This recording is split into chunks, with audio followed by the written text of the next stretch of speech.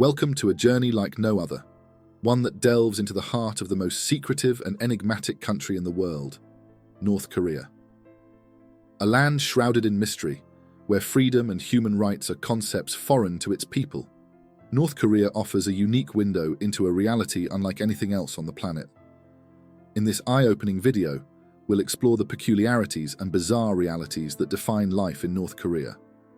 From cities where every facet of daily life is governed by strict rules to urban landscapes designed to bewilder and confuse, North Korea's distinct way of life is both fascinating and unsettling. We'll uncover strange and astonishing phenomena that exist only within its borders.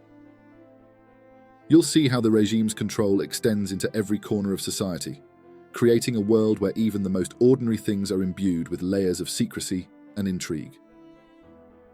If you're curious about the extraordinary and the hidden aspects of one of the most isolated nations on Earth, this video is your gateway to understanding a reality few have glimpsed. Dive in with us as we reveal the strange, the surreal, and the utterly unique elements that make North Korea a land apart from the rest of the world. Don't miss out. Hit the like button, subscribe to our channel, and be part of this incredible exploration. Your journey into the hidden world of North Korea starts now. Number 15. The Cult of Personality and the Eternal Leaders. To understand the profound and often bewildering nature of North Korea, one must first explore the bedrock of its national identity, the cult of personality surrounding the Kim family. This single-family rule is the cornerstone of North Korean governance and ideology, shaping every facet of the nation's life and political structure. The roots of this cult trace back to Kim Il-sung, who established the Democratic People's Republic of Korea, DPRK, in 1948. His leadership laid the groundwork for a system where power is both centralized and dynastic, creating a regime that prides itself on its unique brand of authoritarianism disguised as democracy.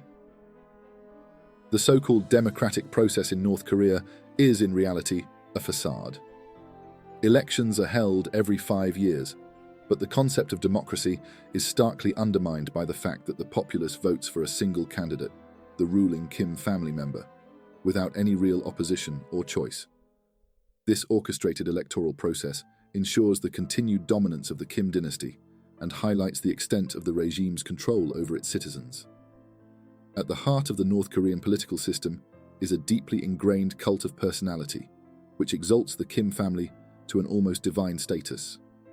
Kim Il-sung, the country's founding leader, and his son, Kim Jong-il, as well as his grandson, Kim Jong-un, are revered as eternal leaders. This deification is not merely symbolic, but is entrenched in every aspect of North Korean life. Kim Il-sung, for example, used an elaborate system of propaganda, art, and state-controlled media to build a godlike image of himself. This portrayal was meticulously crafted through large-scale murals, statues, and portraits that adorn public spaces throughout the country, reinforcing his omnipresence and authority. One of the most notable examples of this cult in action is the country's adoption of the Heuche calendar, which starts with Kim Il-sung's birth year. This calendar system is not just a chronological tool, but a powerful ideological symbol that reflects the country's doctrine of self-reliance and independence. The celebration of Kim Il-sung's birthday, known as the Day of the Sun, is one of North Korea's most significant holidays, marked by grand displays of fireworks, mass performances, and elaborate public festivities. This day symbolizes the deep-seated reverence for the leader and serves as a reminder of his purported contributions to the nation's prosperity and identity. The cult of personality serves multiple functions in North Korean society. It strengthens the regime's hold on power by cultivating a sense of unwavering loyalty and submission among the population. By portraying the Kim family as the ultimate source of the nation's achievements and successes, the regime not only consolidates its authority, but also suppresses any dissent or questioning of its leadership. The narrative that every triumph and advancement is a direct result of the Kim family's brilliance creates an environment where the leader's authority is rarely challenged, as doing so is perceived as an affront to the nation's very identity. Number 14. No religion. In a nation where the ruling Kim family is venerated as almost divine figures, the concept of organized religion seems superfluous. North Korea's religious landscape is shaped by its unique ideology and strict governance, leading to a country where spiritual practices are not merely restricted, but systematically eradicated. The roots of this religious repression can be traced back to the era before Kim Il-sung fully consolidated his power in 1948. Remarkably, Kim Il-sung was born to a Christian mother and even attended church services as a child. However, his early experiences with Christianity were less than inspiring. He reportedly found the services dull. Perhaps this disinterest in religion fueled his determination to eliminate it from public life entirely, ensuring that no North Korean would ever experience the boredom he once felt. The guiding ideology of North Korea, known as Yuche, emphasizes self-reliance and places the ruling Kim family at the center of the national identity. This ideology effectively sidelines any external influences, including religion.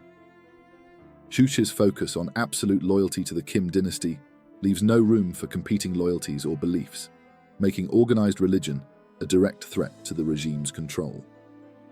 The North Korean government actively discourages and suppresses any form of organized religion. Practicing faith is viewed as a dangerous deviation from the state's ideology, and as a result, is met with severe consequences. The regime only supports the personality cult surrounding its leaders, primarily Kim Il-sung and his son Kim Jong-il, who are worshipped with a level of reverence typically reserved for deities. Citizens are coerced into participating in numerous state-sponsored rituals and ceremonies that extol the virtues and supposed divinity of the Kim family.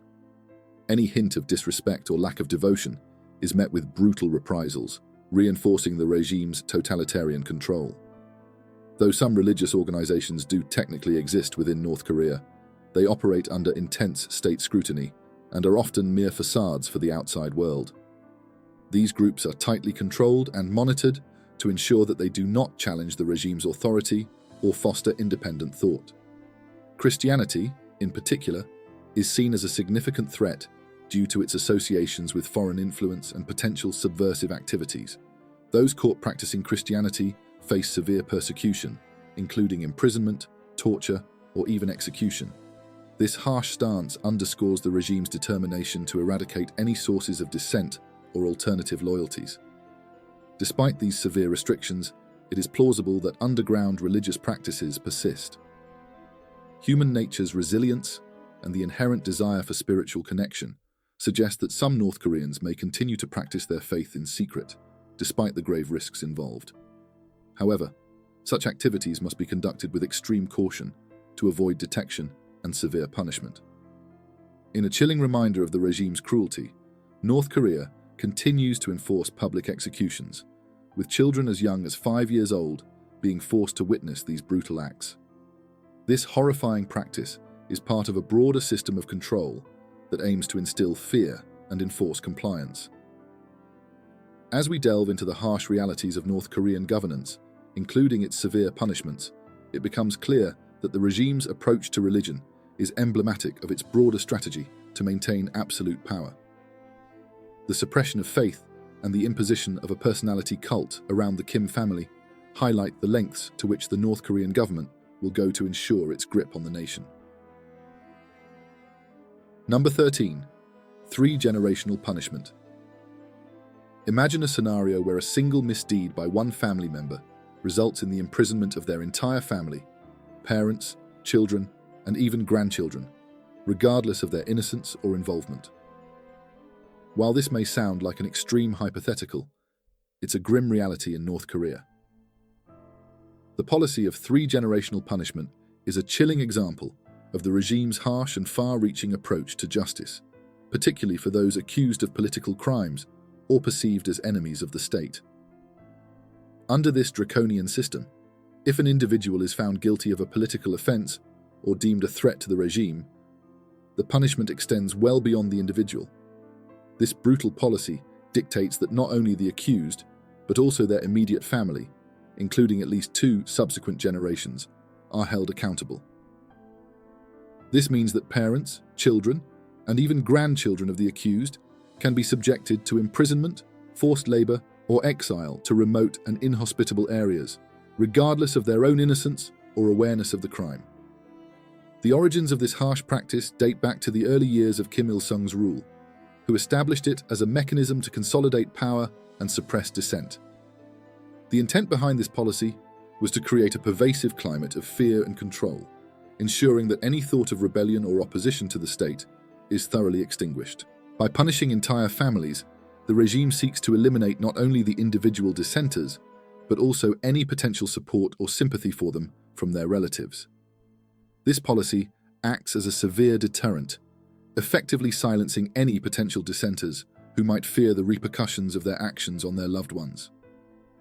The impact of this policy is devastating, creating a cycle of suffering that affects generations of families. Those caught in the web of three-generational punishment endure unimaginable hardships, from brutal forced labor camps to isolated, impoverished living conditions. The sheer scale of this collective punishment demonstrates the regime's ruthless determination to maintain control and prevent any challenges to its authority. International human rights organizations and the global community have widely condemned this policy as a gross violation of fundamental human rights. It represents a severe breach of due process and individual freedoms, imposing collective punishment on innocent individuals who have no direct involvement in the alleged crimes. Despite this global criticism, North Korea remains impervious to external pressures, continuing its oppressive practices with little regard for international condemnation. In a country where fear and control are deeply entrenched in every facet of life, the three-generational punishment policy serves as a stark reminder of the lengths to which the regime will go to maintain its grip on power. It is a tragic example of how a government's pursuit of absolute control can lead to the systemic abuse of its citizens and the perpetuation of suffering across generations. Number 12. Fake cities. North Korea is renowned for its secrecy and control, but few aspects of its deceptive practices are as striking as its fake cities. One of the most intriguing examples is Kijongdong, often dubbed the propaganda village. Situated near the demilitarized zone, DMZ, on the border with South Korea, these elaborate facades are crafted to project an image of prosperity and success that starkly contrasts with the country's true reality. Kijongdong is a meticulously constructed urban area, complete with towering high-rise buildings and a massive flagpole that dominates the skyline. From a distance, it presents a picture of a thriving, affluent city. However, the purpose of these fake cities extends beyond mere aesthetics. They are intended to create a facade of economic vitality and strength, aimed at both foreign observers and neighboring South Korea. By showcasing a polished image of success, North Korea seeks to bolster its international reputation and project an illusion of a utopian society, even though the reality within its borders tells a different story. The intention behind these deceptive urban landscapes is to serve as a form of psychological warfare. Some experts believe that the primary goal is to impress and intimidate neighboring countries, especially South Korea, by demonstrating a facade of modernity and prosperity. On the other hand, reports suggest that the buildings in Kijongdong are somewhat of an elaborate stage set. For instance, many structures lack glass windows, leading some to argue that the entire village might be entirely devoid of real residents. This view is supported by the fact that the area remains eerily quiet, with no visible signs of daily life. Another theory posits that these fake cities might serve as a distraction for the North Korean populace. By creating an artificial image of wealth and success, the regime may be attempting to divert attention away from the harsh economic conditions and widespread poverty that plague much of the country. With severe food shortages, economic hardships, and limited access to basic amenities affecting many North Koreans, these constructed environments could be a way for the regime to project a misleading narrative of progress and stability. Access to these areas is tightly controlled, with foreign journalists and visitors facing significant restrictions when attempting to enter. This secrecy only adds to the mystique and speculation surrounding the true nature of these urban facades. Without first-hand accounts or independent verification, the full truth behind Kijongdong and other similar fake cities remains elusive. Number 11. Prohibition of blue jeans and Western clothing. In North Korea, the restriction on blue jeans and Western clothing is not merely a fashion choice, but a deliberate move by Kim Jong-un's regime to combat perceived American influence and maintain control over cultural expression. The prohibition extends beyond just denim jeans to include a wide range of imported garments and t-shirts, reflecting the regime's stringent approach to regulating personal appearance. The state enforces a strict dress code, which prioritizes traditional Korean attire, such as the hanbok. This traditional clothing is encouraged, as it aligns with the regime's emphasis on preserving cultural heritage and reinforcing a sense of nationalism. By promoting traditional clothing, the government aims to cultivate a unified national identity and resist foreign cultural influences that could challenge the regime's authority. Enforcement of these clothing regulations is rigorous. State authorities conduct regular inspections to ensure compliance, and violations can lead to severe penalties. Offenders risk facing fines, public shaming, or even imprisonment, depending on the severity of the breach. These measures illustrate the extent to which the regime controls not only public life, but also personal expression. The international community has reacted to these clothing restrictions with mixed opinions. Critics argue that the ban infringes on individual freedoms and human rights, viewing it as an oppressive tactic designed to stifle personal expression and enforce conformity. They contend that such measures suppress individuality and prevent citizens from freely expressing their identities through clothing. On the other hand, some view the restrictions as a means to preserve a distinct North Korean identity amid the pressures of globalization. By rejecting Western fashion and promoting traditional attire, the regime aims to reinforce cultural values and national pride. The clothing restrictions are just one facet of the broader control exerted by the North Korean government over its citizens' lives. This control extends into many areas, including personal appearance, and is a reflection of the regime's broader strategy to maintain authority and suppress dissent.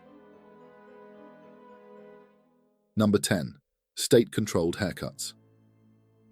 When discussing hairstyles in North Korea, Kim Jong-un's distinctive haircut often springs to mind, but the reality for North Korean citizens is far more regulated and prescriptive.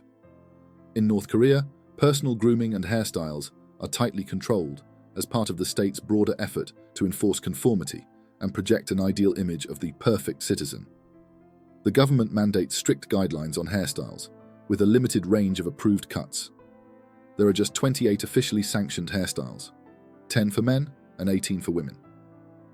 These regulations are not just recommendations, but are rigorously enforced through state-run media, public posters, and frequent inspections by local authorities.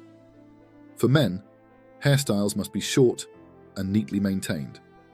Specific rules govern the length, style, and even the shape of sideburns. Traditional Korean styles and those inspired by historical or revolutionary figures are preferred. For instance, the Japasu haircut, reminiscent of former leader Kim Jong-il's hairstyle, is one of the more accepted styles for men. This emphasis on traditional and state-approved styles serves to maintain a conservative and uniform appearance among the male population. Women's hairstyles are also subject to stringent guidelines. While there is a broader selection compared to men's hairstyles, the options are still limited and must adhere to conservative standards. Extremely long hair is generally avoided, and there are detailed rules for how to style and accessorize it. Women are encouraged to opt for hairstyles that project a feminine and traditional image, adhering to the state's vision of modesty and propriety. Local hair salons are integral in enforcing these regulations. They are required to display posters featuring approved hairstyles and follow government guidelines meticulously. Hairdressers are even obligated to report clients who attempt to deviate from the approved styles, fostering an atmosphere of surveillance and fear. The control over personal appearance extends beyond just haircuts. Men are expected to remain clean-shaven, with facial hair largely discouraged unless it has specific symbolic significance, which is rare. For women, grooming standards are equally strict. Revealing clothing, such as shorts or low-cut tops, is not permitted, and makeup must be minimal to maintain a natural, modest appearance. Number 9. The traffic ladies. When tourists first visit North Korea, one of the most striking sights they encounter is the presence of the traffic ladies. Dressed in elegant uniforms complete with distinctive white gloves and hats, these women embody a unique blend of grace and authority as they manage the flow of traffic. Particularly prominent in Pyongyang, the capital city, these traffic ladies are an iconic and integral part of North Korea's urban landscape. Their role goes far beyond mere traffic management. These highly visible officers are tasked with maintaining order on the streets, ensuring that both pedestrians and motorists adhere to traffic regulations. Their disciplined demeanor and impeccable conduct reflect a broader ethos of order and respect that the North Korean government aims to project. Their presence is a testament to the country's commitment to creating a disciplined society, showcasing a unique intersection of tradition, control, and nationalism. Selection for this prestigious role is rigorous. Candidates are chosen based on their physical appearance, height, and educational background. Training is extensive, encompassing not only the intricacies of traffic rules, but also advanced communication skills and various hand signals. This training ensures that the traffic ladies can effectively manage vehicle flow and address any issues on the road with precision and professionalism. The traffic ladies were introduced in the early 1960s as part of a broader campaign to instill discipline and order within society. Since then, they have evolved into a symbol of North Korea's distinctive brand of socialism. They are frequently featured in state propaganda and media, embodying the nation's values of discipline and national pride. Their elegant appearance and crucial role in traffic management make them a fascinating example of how a country's social and political values can be reflected in its public services. As North Korea's unique contribution to urban order and aesthetics, the traffic ladies offer an intriguing model of discipline and statecraft. This distinctive approach to traffic management raises an interesting question. Could similar roles in other countries foster greater respect and order in public spaces? Would the integration of such ceremonial and disciplined figures enhance traffic management elsewhere? Let us know what you think. Could your country benefit from adopting some of the traffic ladies' principles? Number 8. Dating in North Korea.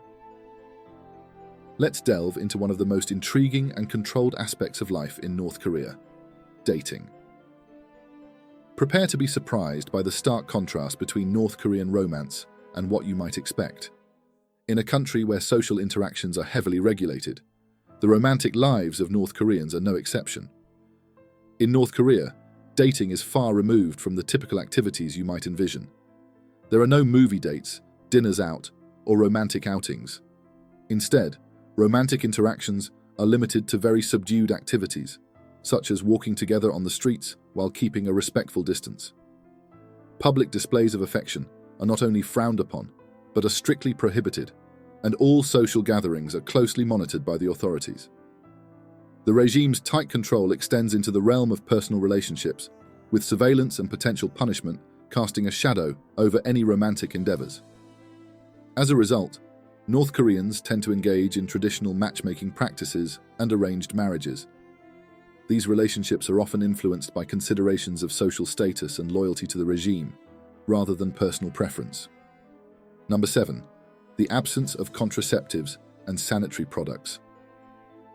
Prepare for an unsettling revelation. In North Korea, the use of modern contraceptives and sanitary products is virtually non-existent. This stark absence has significant implications for the daily lives of women in the country. Despite the availability of sanitary pads since the late 19th century, many North Korean women have never seen or used them. Due to the country's extreme secrecy and isolation, the extent of this issue is challenging to confirm. However, accounts from those who have managed to escape North Korea suggest that women often resort to using makeshift alternatives, such as cloths and towels, which are reused and washed monthly. This practice, both unhygienic and distressing, underscores a severe lack of access to basic health products. In a world where access to sanitary and contraceptive products is a fundamental right, the absence of such necessities in North Korea highlights the broader issues of health and human rights within the country. Women are deprived of the protection and cleanliness they deserve, reflecting a deeper systemic issue within North Korean society. Number 6. No television, telephone, or internet connection. In North Korea, the strict and pervasive no television or internet connection rule has been a fundamental aspect of the government's control over information and communication. This highly restrictive policy has been in place for decades, with the aim of isolating the country from the outside world and tightly controlling the narrative presented to its citizens. The regime's decision to ban television and internet access serves several purposes. First, it enables the government to tightly control the flow of information and restricts access to external influences that may challenge the state's propaganda. By preventing citizens from accessing foreign media or the internet, the authorities maintain a tight grip on the narrative, ensuring the preservation of the state's ideology and, most importantly, keeping the leader's cult of personality intact. This rule also serves to maintain a sense of isolation and unity among the citizens. With limited access to the outside world, North Koreans are less likely to be exposed to alternative viewpoints or different ways of life. This is exactly why they are so loyal to their leader and the cult.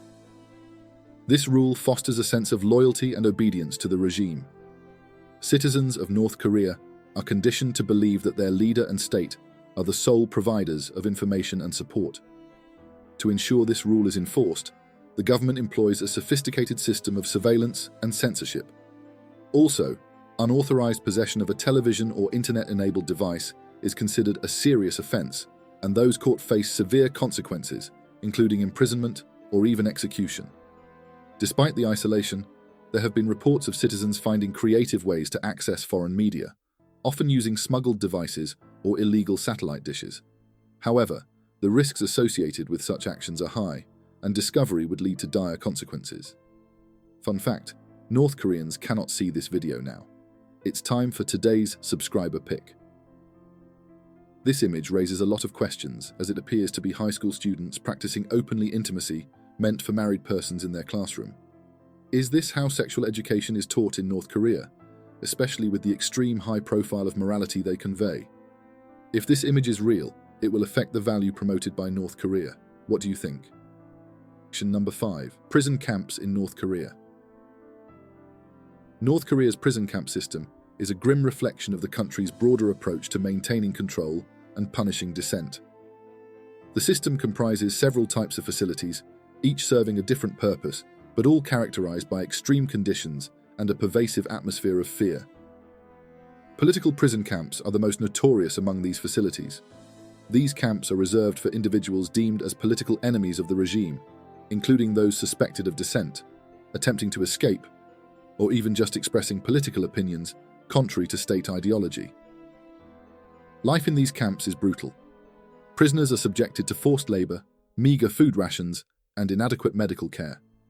The conditions are designed to break the spirit of inmates and to serve as a stark warning to others.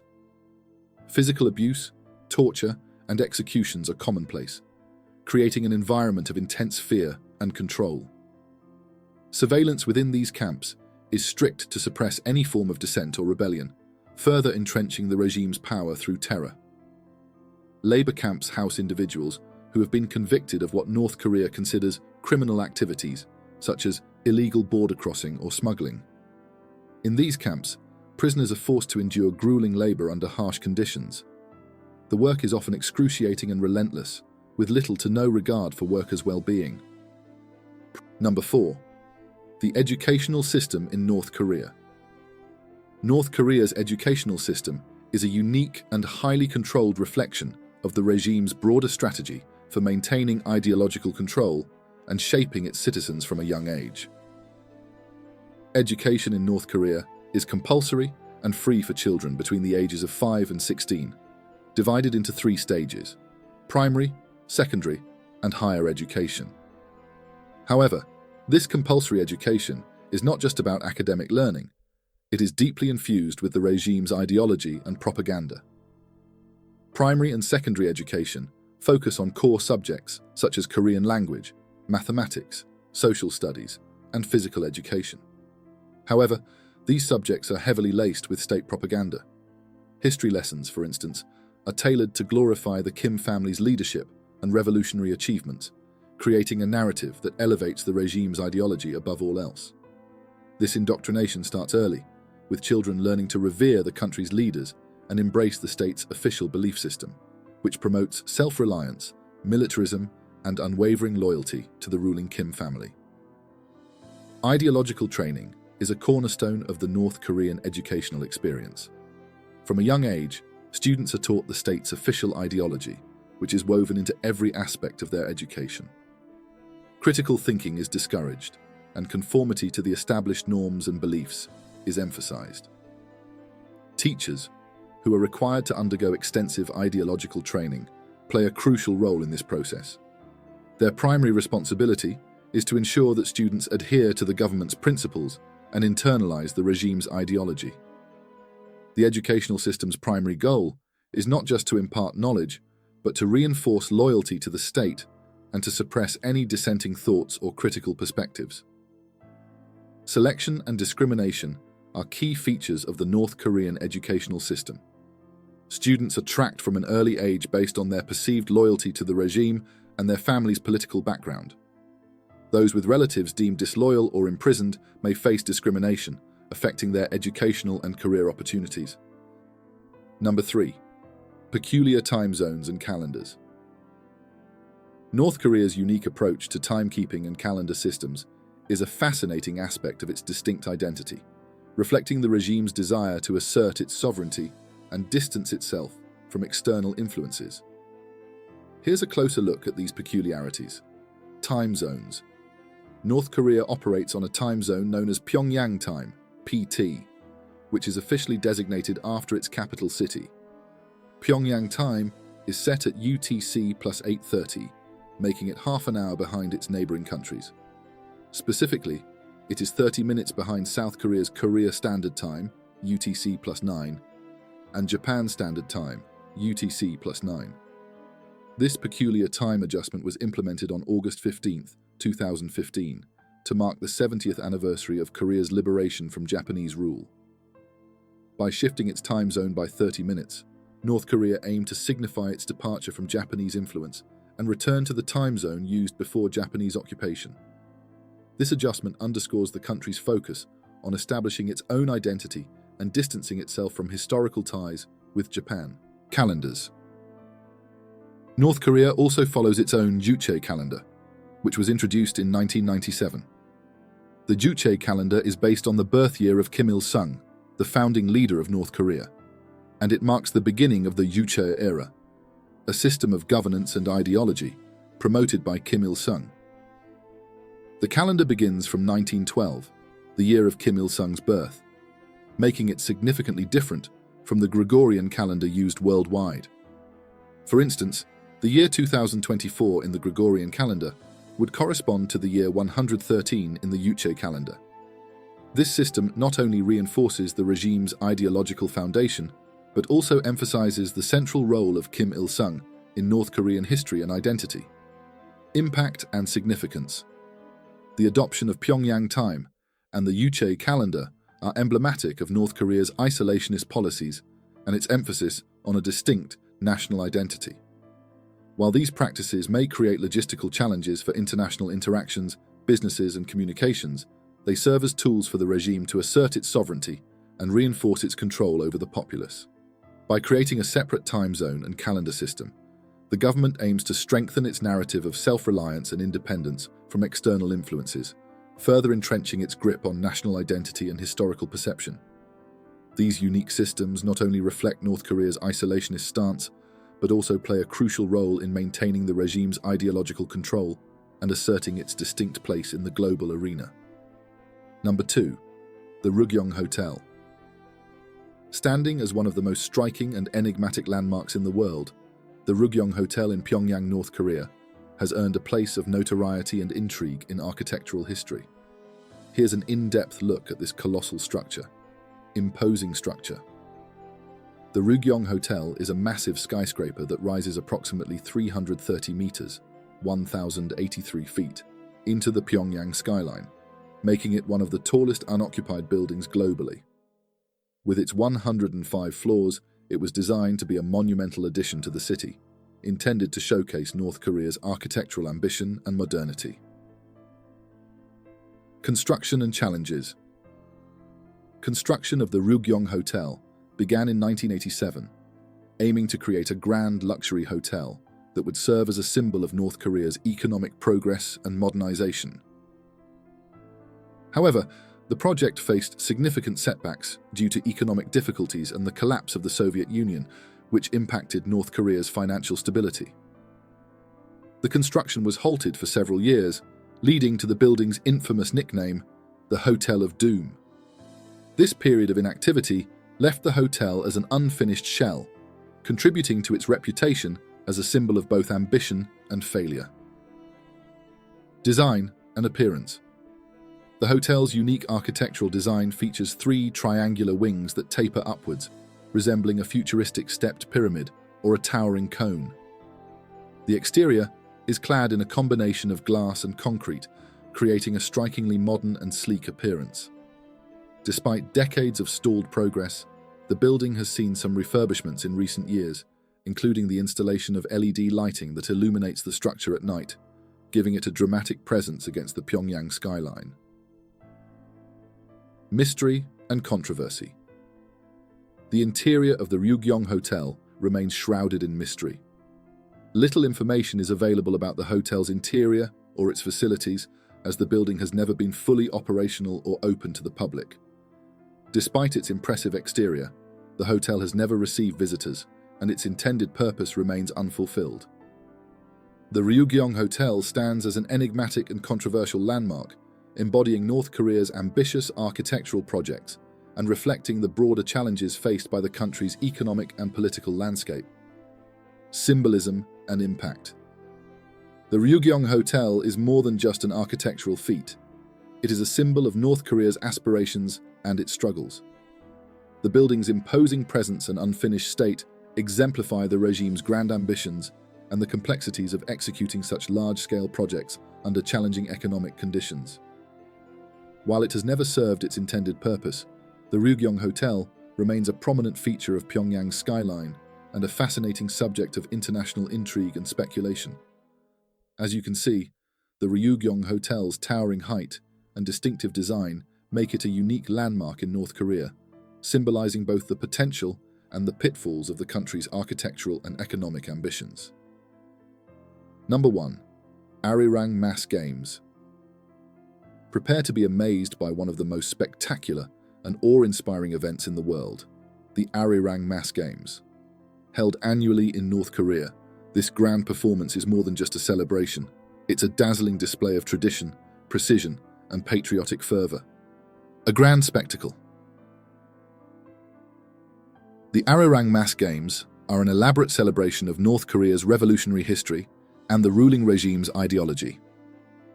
Designed to honor leaders such as Kim Il-sung and Kim Jong-il, the event has evolved over the years into one of the largest and most impressive mass performances globally. It combines elements of dance, gymnastics, music, and military displays, all meticulously choreographed to create a breathtaking spectacle.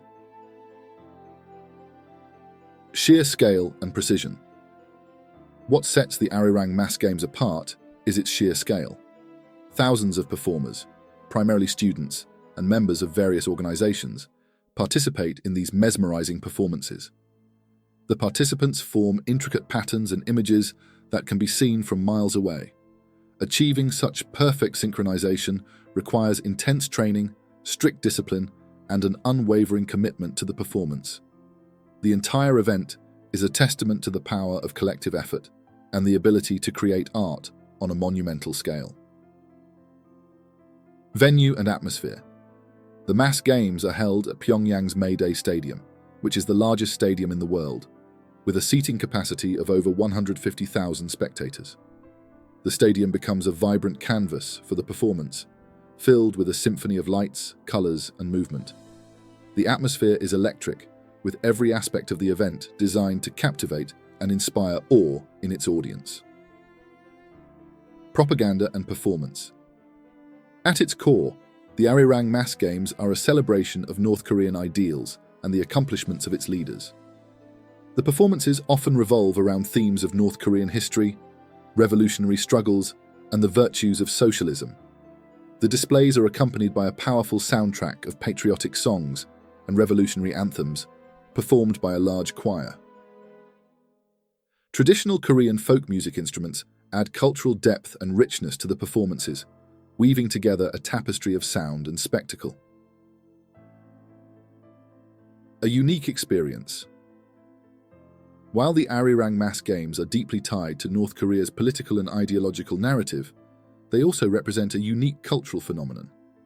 The event's sheer scale and the precision of its performances offer a glimpse into the country's ability to mobilize and coordinate large groups in a way that is rarely seen elsewhere. It's a fascinating blend of art, propaganda, and national pride, showcasing North Korea's dedication to creating grand and unforgettable spectacles. The Arirang mass games are a testament to North Korea's capacity for organizing and executing grand, synchronized performances.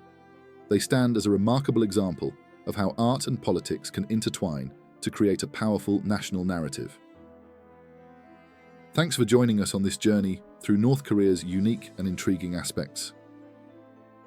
If you enjoyed this deep dive into the enigmatic world of North Korea, don't forget to like, subscribe, and stay tuned for our next exploration of the world's most fascinating phenomena. See you in the next video.